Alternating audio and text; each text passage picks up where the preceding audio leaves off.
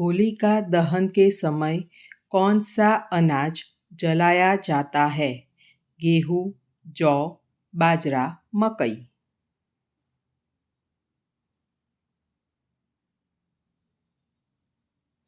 सही जवाब है जौ। ऐसा कौन सा देश है जहाँ पर 7G नेटवर्क चलता है?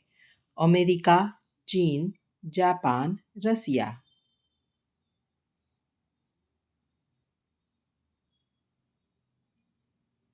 सही जवाब है जापान। कौन से जानवर की नाभि में कस्तूरी पाया जाता है?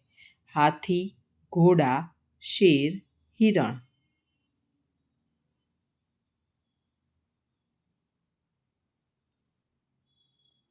सही जवाब है हिरण। सांप लगभग कितने किलोमीटर तक देख सकता है? आधा किलोमीटर, 1 किलोमीटर, 2 किलोमीटर, 4 किलोमीटर।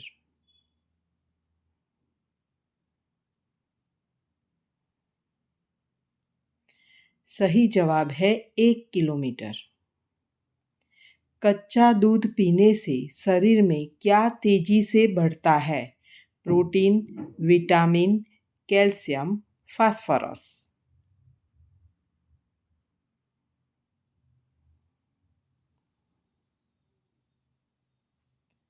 सही जवाब है कैल्शियम।